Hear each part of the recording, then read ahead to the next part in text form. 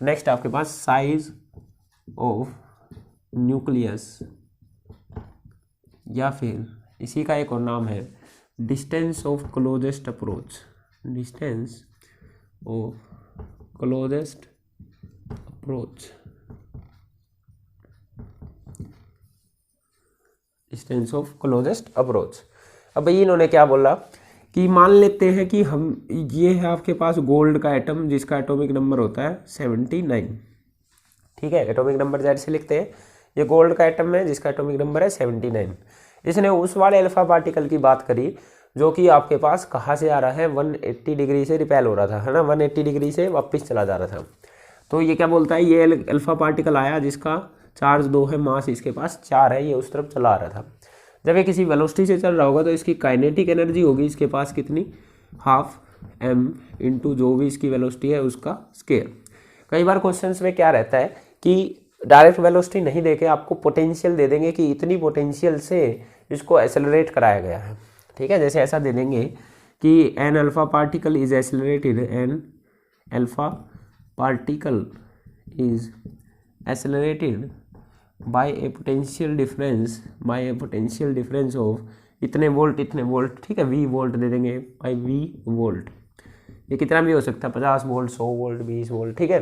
तो फिर आपको डिस्टेंस ऑफ क्लोजेस्ट अप्रोच चाहिए, तो उसके लिए आपको पहले काइनेटिक एनर्जी चाहिए होगी। और ये हम ड्यूअल नेचर ऑफ मैटर में करके आए हैं कि भाई जो आपके पास अल्फा पार्टिकल को पोटेंशियल से एक्सेलरेट कराया गया है तो वो कितना होगा आपके पास फॉर्मूला है पोटेंशियल इनटू चार्ज, इतनी एनर्जी इसको दी गई होगी और यही एनर्जी इसकी काइनेटिक एनर्जी की फॉर्म में दिख रही होगी। बैटरी क्या करती है, पोटेंशियल इनटू चार्ज एनर्जी देगी, खर्च करेगी अल्फा पार्टिकल पर, फिर अल्फा पार्टिकल को की वही एनर्जी उसकी काइनेटिक एनर्जी की फॉर्म में दिखेगी, हाफ mv स्क्वायर में। पोटेंशियल जितना अप्लाई करा है वो, और चार्ज अल्फा पार्टिकल का इलेक्ट्रॉन से या प्रोटॉन से 2 गुना होता है, तो 2ev is equal to half mv square. तो आप इस फॉर्मूले से इसकी काइनेटिक एनर्जी निकाल सकते हैं, ठीक है, उसकी वेलोसिटी निकाल सकते हैं। कहने का मतलब है v इज द पोटेंशियल है, यहाँ पे ये v कौन सा है, ये तो पोटेंशियल है, ये v आपके पास वेलोसिटी वाला है, ओके।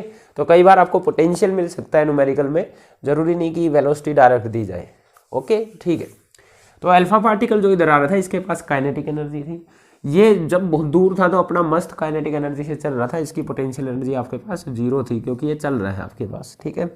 तो जब ये चलता चलता यहाँ कहीं पे जाता है तो ये क्या है आपके पास न्यूक्लियस, जिस पर कैसा चार्ज है, पॉजिटिव चार्ज।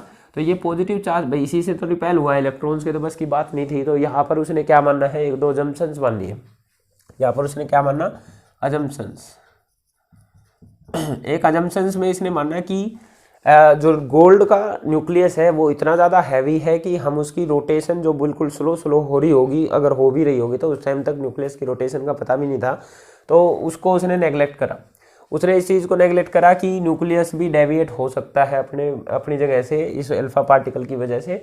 अल्फा पार्टिकल भी हैवी है पर इतना ज़्यादा हैवी नहीं है, वो 79 है आपके पास, ठीक है। तो अल्फा पार्टिकल इसको अपनी जगह से हिला नहीं सकता, ऐसा उसने अजम्पशन मानी, फर्स्ट अजम्पशन, ठीक है। दूसरा उसने माना कि इलेक्ट्रॉन की वजह से अल्फा पार्टिकल पर लगने वाले फोर्सेस को हम नेगलेक्ट कर रहे हैं, तो उसने 2 अजम्पशन मानी।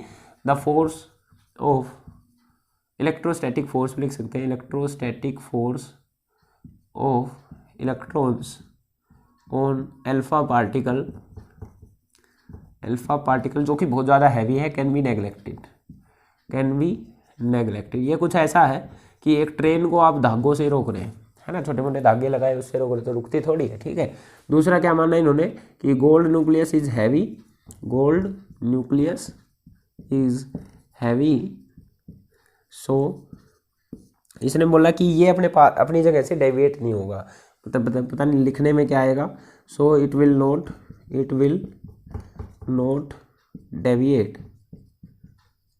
ड्यू टू अल्फा पार्टिकल, और यू कैन से, और it will be at rest, ये रेस्ट पर ही रहेगा, ठीक है। तो अल्फा पार्टिकल इसको चेंज नहीं कर सकता है, ये रेस्ट पे ही रहेगा, ये इसने मानना, ठीक है। अब क्या भाई, इसके पास पॉजिटिव चार्ज है, पॉजिटिव चार्ज अपने आसपास इलेक्ट्रिक फील्ड क्रिएट करता है, positive charge electric field create करता है, और इलेक्ट्रिक फील्ड में किसी भी लोकेशन पर पोटेंशियल डिफाइन होता है। इलेक्ट्रिक फील्ड की आप डायरेक्ट वैल्यू नहीं बता सकते, तो वहाँ पर पोटेंशियल की हेल्प लेते हैं हम, है ना। तो मैंने क्या मान के चला कि इससे किसी लोकेशन यहाँ पर R0 लोकेशन पे यहाँ पर इसका पोटेंशियल लिख लेता हूँ, ठीक है। तो इसका पोटेंशियल क्या रहेगा यहाँ पर अगर मैं लिखता हूँ, तो गोल्ड ने क्या किया, अपने चारों तरफ इलेक्ट्रिक फील्ड क्रिएट करा, और इलेक्ट्रिक फील्ड में हर पोजीशन के लिए एक क्या डिफाइन होता है, इलेक्ट्रिक पोटेंशियल। तो इसका इलेक्ट्रिक पोटेंशियल हम लिखते हैं, तो V फॉर्मूला क्या होता है इलेक्ट्रिक पोटेंशियल का, ये होता है आपके पास जनरल फॉर्मूला लिख रहा हूँ, K into source charge divided by distance, ये इसका फॉर्मूला होता है। डिस्टेंस कितना लिया है R0, Q is the charge, K होता है आपके पास 1/4 पाई एप्सिलॉन नोट R0, और चार्ज किसका है, न्यूक्लियस का। न्यूक्लियस पे कितना चार्ज होगा भाई, न्यूक्लियस में कौन रह रहा है चार्ज पार्टिकल, प्रोटॉन, ठीक है, प्रोटॉन रह रहा है। एक प्रोटॉन पर इलेक्ट्रॉन जितना ही चार्ज होता है बस प्लस का, एक प्रोटॉन पर इलेक्ट्रॉन जितना ही चार्ज होता है प्लस का। तो एक प्रोटॉन पे चार्ज होता है E के बराबर। इसके अंदर टोटल कितने प्रोटॉन है भाई, Z क्या होता है, एटॉमिक नंबर, और एटॉमिक नंबर आप सब पढ़ के आए हैं, एटॉमिक नंबर ही प्रोटॉन का नंबर होता है। तो Z कितने आपके पास, Z प्रोटॉन का कितना होगा, Z ही भाई, Z प्रोटॉन है गोल्ड के अंदर, Z 79 मतलब 79 E भी लिख सकते हैं, पर अभी हम बस फॉर्मूला निकाल रहे हैं, ठीक है। एक प्रोटॉन पे E चार्ज, तो Z प्रोटॉन पे कितना चार्ज, ZE। तो यहाँ पर चार्ज की जगह मैं क्या यूज करूँगा, Z इंटू में E, तो KQ/R, ये आपके पास फॉर्मूला होता है पोटेंशियल का किसी भी R लोकेशन पे, ठीक है। अब क्या हो रहा था जैसे ही अल्फा पार्टिकल इधर आता है तो इसको इसकी रिपल्सन फील होनी स्टार्ट होगी, क्योंकि आपके पास ये भी पॉजिटिव चार्ज है, ये भी पॉजिटिव चार्ज है, तो इसको इधर रिपल्सन फील होनी स्टार्ट हुई तो इसकी वेलोसिटी कम होती जाएगी। इसकी वेलोसिटी कम होगी तो काइनेटिक एनर्जी घटेगी। तो आप बोल सकते हैं कि जैसे जैसे ये इधर आ रहा है इसकी काइनेटिक एनर्जी डिक्रीज हो रही है, पर एनर्जी तो कंजर्व होती है। और एनर्जी अगर आपके पास कंजर्व होती है, एक और चीज़ इसने अजम्पशन में मानी कि इनके बीच में जो कोलिजन हो रहा है वो आपके पास इलास्टिक कोलिजन होगा। ये भी अजम्पशन ही माननी थी इलास्टिक कोलिजन की। भाई कोलिजन में एक्चुअली में ये जाके टकराएंगे नहीं, पर आपको अगर कोलिजन की डेफिनेशन अगर याद हो तो कोलिजन में एक्चुअल टकराना जरूरी नहीं होता है। एक बॉडी दूसरे बॉडी के मोशन को किसी भी तरीके से इफेक्ट करे तो वो कोलिजन कहलाता है आपके पास, है ना। जरूरी नहीं कि जाके टकराना ही हो, ओके। तो यहाँ पर कोलिजन इलास्टिक है तो एनर्जी आपके पास कंजर्व रहेगी। एनर्जी कंजर्व रहेगी तो आपके पास देखिए काइनेटिक एनर्जी डिक्रीज होती गई, क्योंकि ये जैसे जैसे उधर जा रहा है ये इसको रिपेल कर रहा है भाई साहब। ये अगर इसको रिपेल कर रहा है तो भाई रिपेल कर रहा है तो पीछे की तरफ फोर्स लग रहा है तो इसकी एनर्जी तो घटेगी ना, यूज हो रही है, यूज अप हो रही है इस फोर्स के अगेंस्ट, रिपल्सिव फोर्स के अगेंस्ट। तो काइनेटिक एनर्जी घटेगी क्योंकि एनर्जी कंजर्व होती है तो इसकी पोटेंशियल एनर्जी बढ़ने लग जाएगी, ठीक है। शुरुआत में पोटेंशियल 0 थी, काइनेटिक मैक्सिमम थी। अब क्या हो रहा है आपके पास, काइनेटिक आपके पास क्या हो रही है, घट रही है, पोटेंशियल बढ़ रही है। तो ये जब तक इसकी यहाँ पर रिपल्सन है हर जगह पे, पर ये फिर भी इसके पास इतनी एनर्जी थी कि ये इसकी रिपल्सन फील्ड में भी पेंट्रेट करता कहीं मान के चलता हूँ कि मैं मैक्सिमम यहाँ तक चला गया, तो वहाँ जाके इसकी वेलोसिटी घटती मैं मान के चलता हूँ कि वेलोसिटी 0 होगी। तो जब जैसे ही इधर पहुँचता है ये, मैं मान के चलता हूँ कि इस पॉइंट पर काइनेटिक एनर्जी इसकी 0 होगी। तो काइनेटिक एनर्जी 0 होगी तो डेफिनेटली उस टाइम पर पोटेंशियल एनर्जी इसकी मैक्सिमम होगी आपके पास, है ना। पोटेंशियल एनर्जी मैक्सिमम होगी और बराबर होगी दोनों की दोनों, क्योंकि एनर्जी कंजर्व क्रिएट नहीं हो सकती। तो जितनी काइनेटिक थी उतनी ही पोटेंशियल बनी होगी उस टाइम पे। शुरुआत में जितनी काइनेटिक थी, शुरुआत में काइनेटिक मैक्सिमम, पोटेंशियल 0, अब यहाँ पे काइनेटिक 0 होगी तो पोटेंशियल उतने ही बराबर होगी आपके पास, ठीक है। तो इसकी पोटेंशियल एनर्जी चाहिए मेरे को इस लोकेशन पे, वही पोटेंशियल एनर्जी इसकी काइनेटिक एनर्जी के बराबर रही होगी, क्योंकि शुरुआत में जितनी टोटल एनर्जी होती है उतनी ही बाद में आपके पास टोटल एनर्जी होती है। तो हम क्या लगाएंगे अभी, एनर्जी कंजर्वेशन। ये हो गया आपके पास, ठीक है।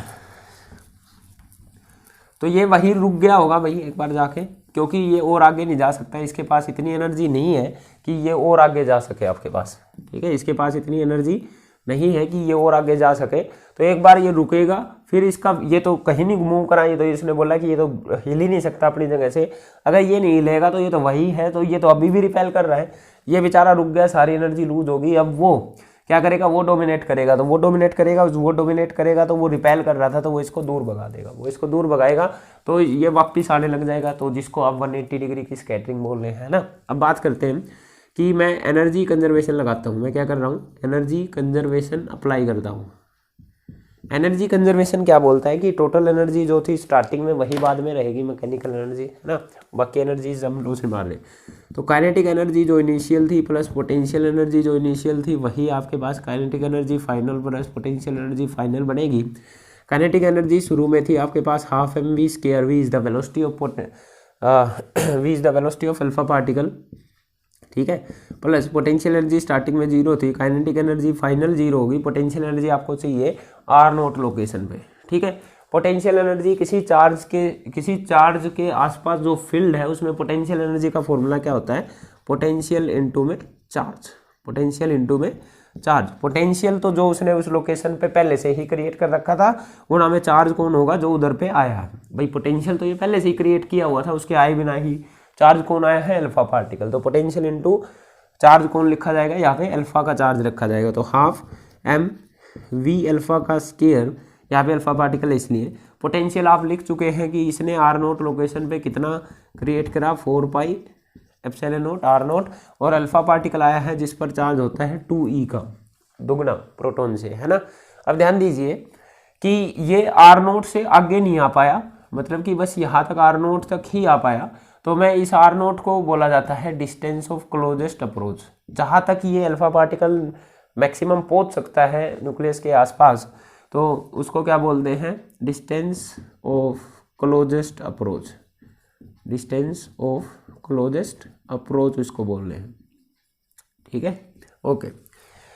तो यहाँ से आपके पास आर नोट में इधर ले आता हूँ, तो R nought is equal to Z 2z square divided by 4 pi epsilon nought into में हाफ एम वी स्क्वायर, या इसको ऐसा याद करा जा सकता है, R nought is equal to distance of closest approach is equal to 2z square by 4 pi epsilon nought into में काइनेटिक एनर्जी, या फिर इसको ऐसे भी याद किया जाता है 1/4 पाई एप्सिलॉन नोट को 2k लिख लो, 2kz square divided by kinetic energy.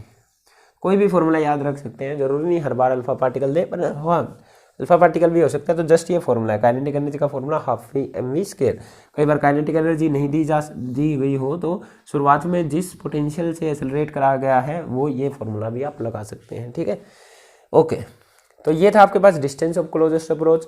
Definitely इसको उसने क्या बोला कि ये न्यूक्लियस की लगभग अप्रोक्सीमेटली रेडियस रहेगी, क्योंकि अल्फा पार्टिकल बहुत पास से जाके आया है, बहुत पास से जाके आया है।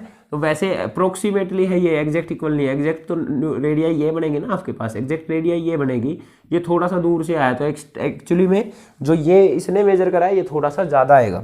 तो इसने जब अपना एक्सपेरिमेंट करा और ये सब वैल्यू कैलकुलेट करी थी उस टाइम पे, तो इसने लगभग जो इलेक्ट्रॉन की अल्फा पार्टिकल की जो काइनेटिक एनर्जी ली थी लगभग शायद 5.6 मेगा इलेक्ट्रॉन वोल्ट के आसपास ली थी।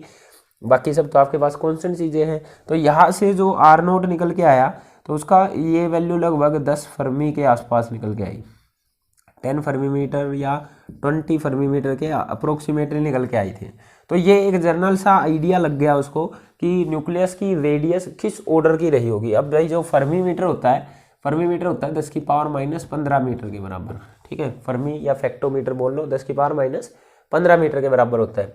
तो यहाँ से अप्रोक्सीमेटली उसको आइडिया लग गया कि न्यूक्लियस की रेडियस 10 की पावर -15 मीटर के आसपास रहती है। एटम की रेडियस कितनी होती है, एटम की रेडियस तो आप पहले से ही करके आए हैं, लगभग 10 की पावर -10 मीटर के आसपास होती है, ठीक है। एटम की रेडियस 10 की पावर -10, न्यूक्लियस की रेडियस 10 की पावर -15 मीटर। तो इन दोनों को अगर कंपेयर किया जाए तो आपके पास जो न्यूक्लियस है 10 की पावर -5 मीटर छोटा है आपके पास, न्यूक्लियस जो है एटम से 10 की पावर -5 मीटर छोटा, मतलब 1,00,000 गुना छोटा है। तो ये कुछ ऐसा है, क्रिकेट स्टेडियम के बिल्कुल सेंटर में एक मक्खी बैठी हो, इतना छोटा हो जाता है आपके पास, है ना। तो न्यूक्लियस, यहाँ एटम इतना बड़ा, उसके बीच में यहाँ पे एक छोटा सा न्यूक्लियस जहाँ पे आप बोलते हो कि उसका सारा का सारा मास कंसनट्रेटेड है। तो ज़्यादातर स्पेस तो खाली ही हो गया भाई इसके अंदर, है ना, ज़्यादातर स्पेस इसके अंदर खाली है। बस आपके पास न्यूक्लियस बिल्कुल एक मक्खी जैसा बिल्कुल छोटा सा यहाँ पे, और एटम का सारा मास इतनी जगह पे कंसनट्रेटेड है। तो आप बोल सकते हैं कि छोटे से साइज में, यूनिट एरिया में या यूनिट वॉल्यूम में बहुत ज़्यादा मास है, यूनिट वॉल्यूम में बहुत ज़्यादा मास है। तो जो एटम का न्यूक्लियस है, it is the one of the most density, इसकी डेंसिटी सबसे ज़्यादा है और कॉन्स्टेंट होती है हर एक एटम के लिए। तो न्यूक्लियस की जो डेंसिटी है वो यूनिवर्स में सबसे ज़्यादा है। डेंसिटी क्या होती है, मास अपॉन वॉल्यूम। तो डेंसिटी सबसे ज़्यादा है और हर न्यूक्लियस के लिए ये कांस्टेंट होती है, हर न्यूक्लियस के लिए ये क्या रहती है आपके पास, constant mass per unit volume. तो हर एक न्यूक्लियस की कांस्टेंट है एक जैसी है 10 की पावर, ये अप्रोक्सीमेटली आपके पास 10 की पावर 17 kg पर मीटर क्यूब इतनी रहती है, मतलब यूनिट वॉल्यूम में 10 की पावर 17 किलो। तो अगर आप है ना एक न्यूक्लियस को अगर आप एक बॉल जितना बड़ा बना दो तो क्रेन से भी नहीं उठेगा। 10 की पावर 17 किलो, देख लो कितना हो गया। एक यूनिट वॉल्यूम की बॉल जितनी होती है, ठीक है, उतना बड़ा अगर न्यूक्लियस को बना दिया जाए तो उसका मास इतना ज़्यादा हो जाएगा कि क्रेन वरेन से भी नहीं उठेगा आपके पास। तो इतना ज़्यादा डेंसर ये आपके पास मटीरियल, मीडियम या डेंसर चीज़ है न्यूक्लियस आपके पास, ठीक है। क्लियर है। ये डिस्टेंस ऑफ क्लोजेस्ट अप्रोच और जो ये फॉर्मूला है इसके ऊपर न्यूमेरिकल आ जाता है, किसी भी फॉर्म में इसको याद कर